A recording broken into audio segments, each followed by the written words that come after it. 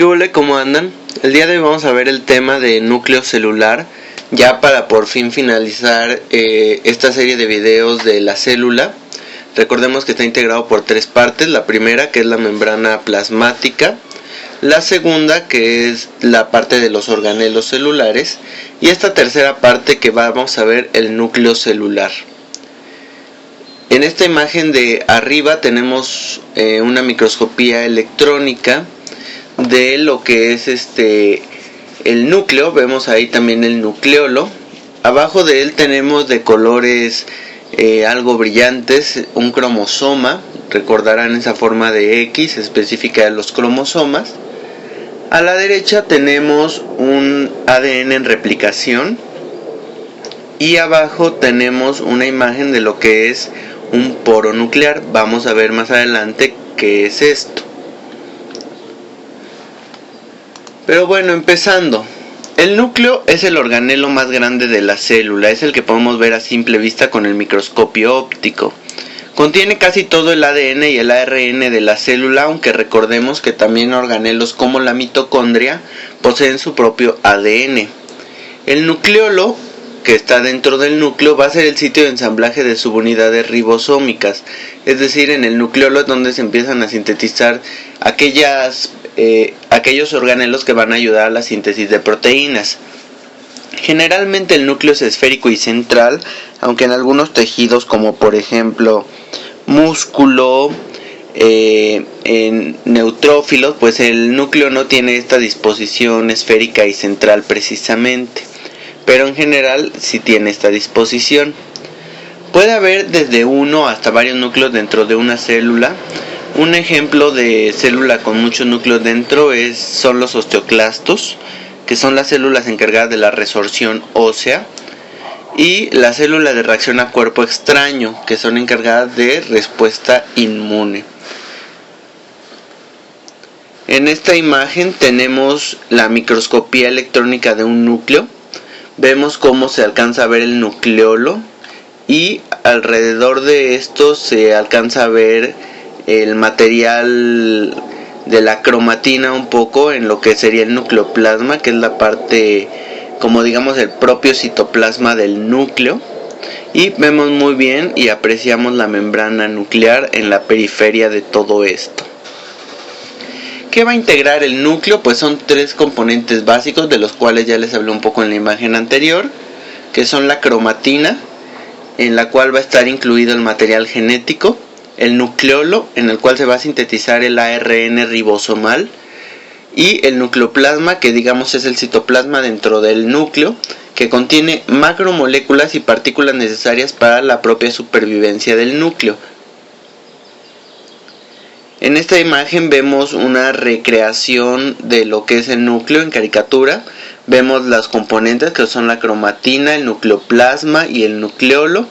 Vemos la membrana nuclear, que está con varios poros, y ahorita vamos a ver cómo se conforman cada uno de esos poros. Alrededor del núcleo está el retículo endoplásmico rugoso, que se habla en algunos textos que es la continuación del propio núcleo, aunque algunos difieren de esta idea. Vámonos con la membrana nuclear. La membrana nuclear va a estar integrada a su vez por dos membranas, una interna y una externa, y entre las dos hay un espacio que contiene líquido que se va a llamar cisterna perinuclear, que tiene aproximadamente 30 nanómetros de grosor. Esta envoltura nuclear, como vieron en la imagen, está perforada por varios poros, que son a su vez sitios donde la membrana interna y externa se unen y hacen una especie de plegamientos. Aquí en esta imagen podemos ver un poco más a detalle esto de la membrana externa e interna y los plegamientos en el espacio perinuclear. Vemos como adentro de la membrana está la lámina nuclear, que le va a dar soporte a la membrana nuclear, y vemos de color verde, si alcanzan a ver, lo que llamamos el complejo del poro nuclear, que ahorita vamos a ver qué es esto. A la derecha tenemos una imagen de microscopía electrónica, en el cual podemos apreciar como maraña de filamentos intermedios que conforman la lámina nuclear. En esta imagen de microscopía electrónica podemos apreciar cómo la membrana es doble, una externa y una interna.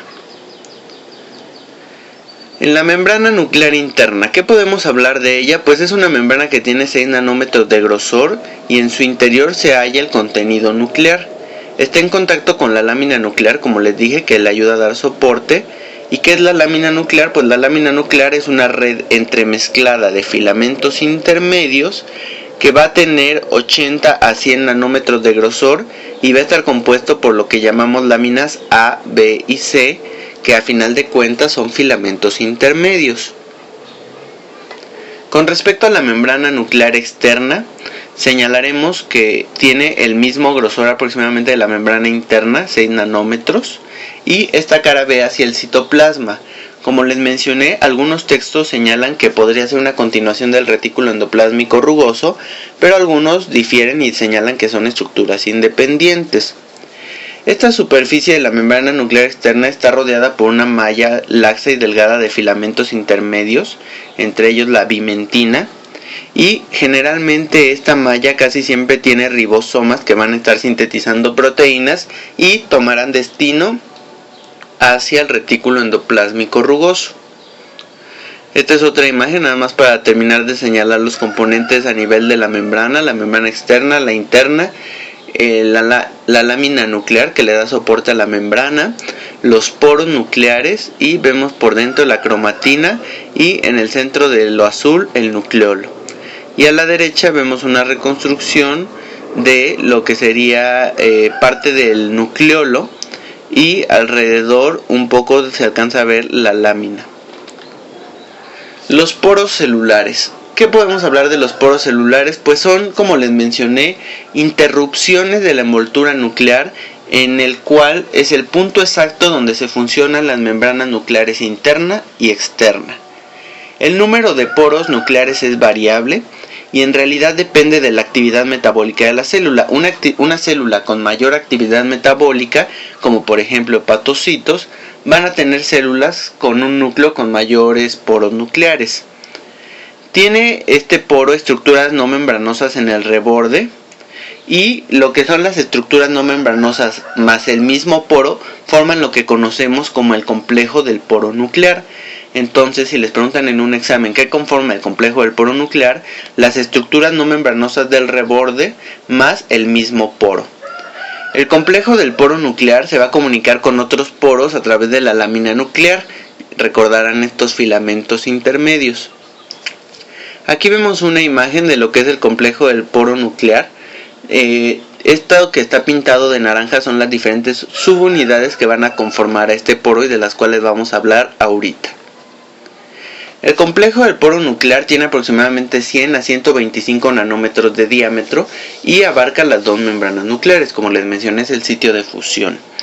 Está formado por 3 estructuras proteínicas superpuestas que están formadas como en una especie de anillos que muestran simetría de 8 pliegues cada una y que se van a interconectar mediante una serie de rayos dispuestos de forma vertical. Tiene entre sus componentes 3 partes, que son las fibras citoplasmáticas, un transportador y una canastilla nuclear. Vamos a hablar cada una de ellas. El anillo citoplasmático, este anillo va a estar compuesto por 8 subunidades, que eran las 8 subunidades que veían marcadas en la imagen anterior. Se localiza en el borde de la superficie citoplasmática del poro nuclear y cada una de las subunidades posee una fibra filamentosa que tiene una actividad de estilo GTP-ASA, que se le conoce como RAN específicamente, y se va a extender hasta el citoplasma. Este anillo citoplasmático, su función es mediar la entrada al núcleo a través del complejo del poro nuclear. Digamos el anillo citoplasmático, entonces es como el cadenero. El anillo luminal de rayos, o también llamado anillo medio, también van a ser un grupo de 8 proteínas transmembranales que se van a proyectar a la luz del poro nuclear y a la cisterna perinuclear. Estas proteínas, que son de tipo transmembranal, van a ayudar a fijar las glucoproteínas del complejo del poro dentro del borde del mismo poro, es decir, ayudan como anclajes. Su centro está ocupado por una estructura en forma de reloj de arena que se va a conocer como transportador. Y para finalizar el anillo nuclear, este anillo nuclear lo vamos a encontrar en el borde de la superficie nucleoplásmica del poro nuclear. Es análogo al anillo plasmático y en lugar de regular entrada va a regular salida. Va a regular la salida de varios tipos de ARN que van a necesitarse para la síntesis de proteínas. La canastilla nuclear, que es una estructura filamentosa flexible, al parecer está suspendida del anillo nuclear y logra sobresalir hacia el nucleoplasma.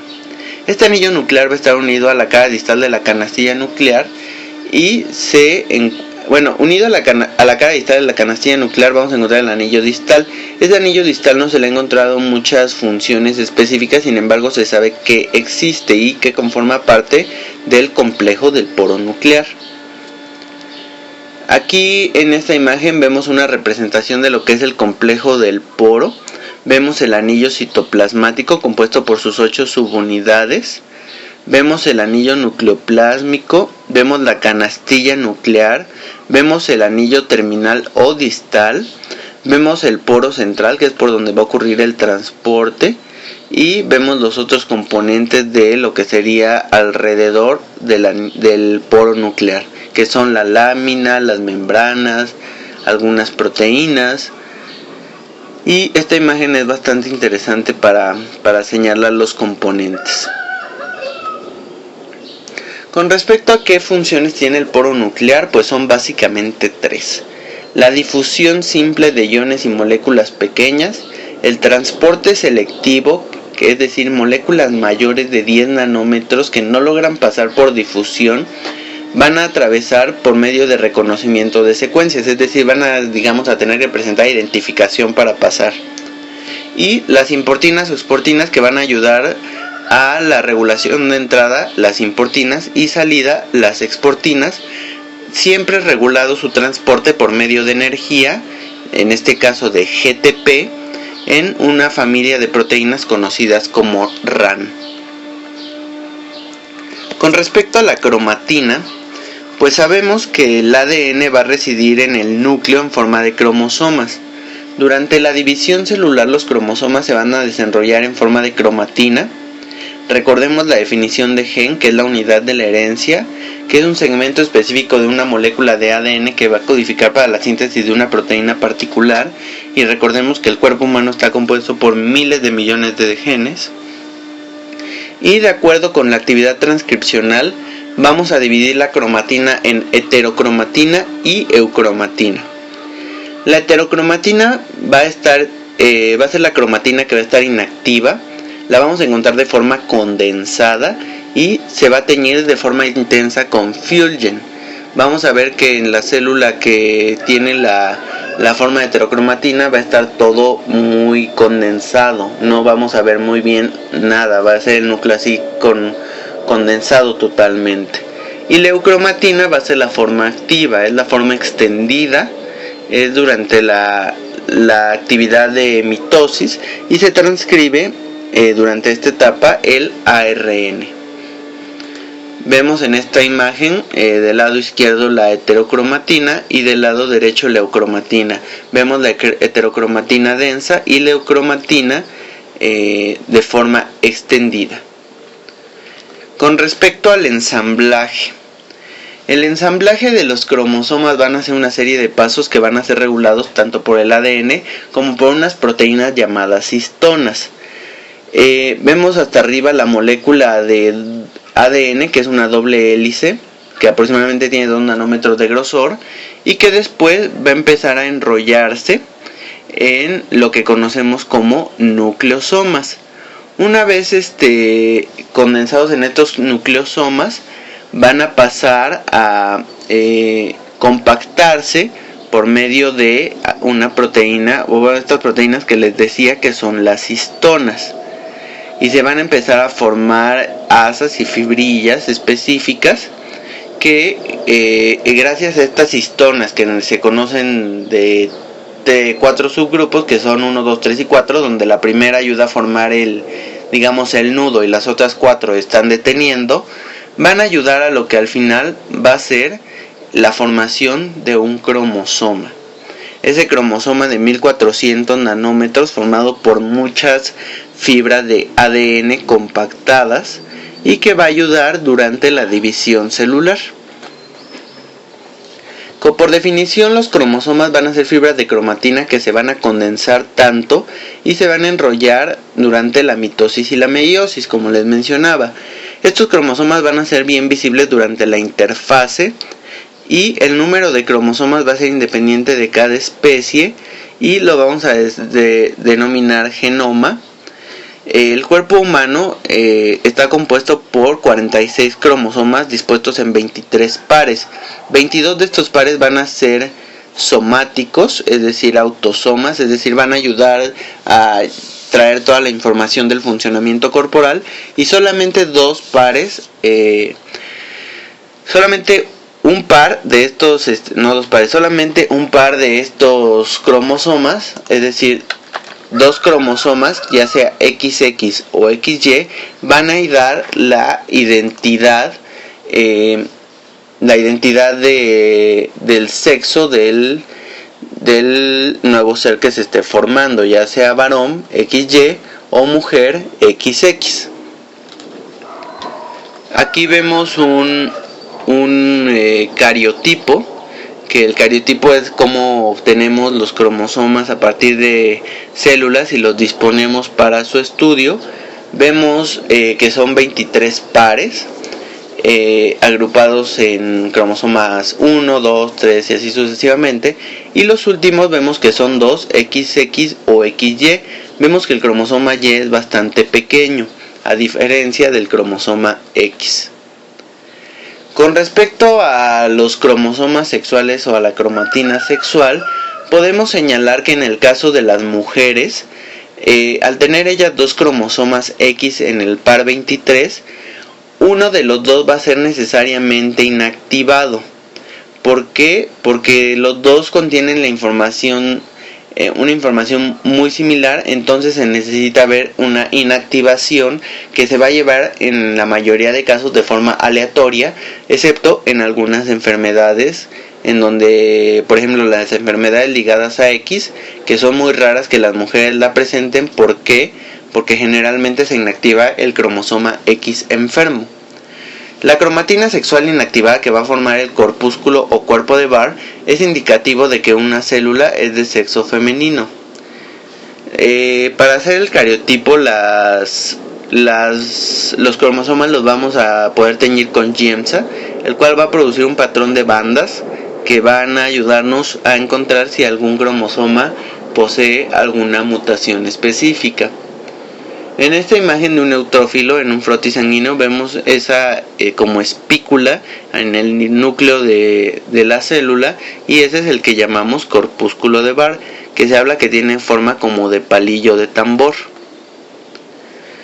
Con respecto al nucleoplasma, pues este se va a integrar por varios gránulos de intercromatina y pericromatina, por ribonucleoproteínas y por matriz nuclear. Los gránulos de intercromatina van a poseer las mismas ribonucleoproteínas, además de varias enzimas, y los gránulos de pericromatina van a poseer fibrillas de RNA 4.7S, que es un peso específico de RNA, y las ribonucleoproteínas, que están tanto presentes en forma libre como en gránulos de intercromatina, van a intervenir en el empalme y la segmentación durante la transcripción del ADN. ¿De acuerdo? La matriz nuclear se define en términos estructurales y bioquímicos. Está formado por un 10% de proteínas, 30% de ARN, 1,3% de ADN y 2,5% del fosfato nuclear total. El núcleo posee un retículo nucleoplásmico que se continúa con retículo endoplásmico rugoso. Se relaciona con sitios de replicación del DNA, transcripción y procesamiento del ARN, tanto mensajero como ribosomal. Con respecto al nucleolo, pues como les mencionaba, es una estructura no membranosa localizada en el núcleo. Solo se observa durante la interfase, ya que durante la interfase pues la célula está en disposición de eucromatina, entonces podemos ver con mayor facilidad los elementos dentro del núcleo. Su tinción es basófila con tinción de hematoxilina eosina. Tiene RNA ribosomal y proteínas en abundancia, no tiñe con Fusion y puede haber 2 o 3 por célula. ¿Qué áreas posee? Pues son 5 principales, que son el centro fibrilar de tensión pálida, que va a poseer ADN inactivo, es decir, ADN que no se transcribe. Una parte fibrosa que va a poseer RNA nucleolar en etapa de transcripción. Una parte granulosa en la cual se van a ensamblar subunidades ribosómicas en maduración. Una matriz nuclear que va a ser una red de fibras activas de organización nucleolar. Y cromosomas de organización nucleolar que van a ser las puntas de unos cromosomas que se llaman, que tienen cromosomas satélites, que son 13, 14, 15, 21 y 22. ¿Cuáles son las funciones del nucleolo? Pues son estas. La verdad no está tan bien estudiado como nos gustaría, ya que es una estructura bastante compleja. Pero se sabe que interviene durante la regulación de la citocinesis, es decir, durante la división mitótica, ayuda al corte. Desactivan sinasas dependientes de ciclina mitótica mediante secuestro de proteínas reguladoras del ciclo celular. Ayudan a la modificación de pequeñas moléculas de ARN que moderan y modifican el pre-ARN ribosomal. Ayudan a ensamblar ribonucleoproteínas. Ayudan a la exportación nuclear. Y ayudan a que la célula, por alguna extraña razón, envejezca. Esto seguramente es uno de los grandes secretos de por qué se provoca la senescencia o envejecimiento celular, y es muy interesante, ya que seguramente habrán futuras líneas de investigación acerca del nucleolo y su relación con el envejecimiento celular. Y bueno, eso es todo por ahora. Espero les haya gustado el video. Como saben, si les gustó, suscríbanse. Me gustaría que si tienen algún comentario lo externen para seguir progresando en el canal. Les mando un muy gran abrazo, mis mejores deseos. Ya casi andamos a finales de mes, o bueno, ya andamos como por las 3/4 partes de mayo, entonces pues el año se está pasando de volada. Espero que pronto subamos más videos. Les mando un gran abrazo, saludos.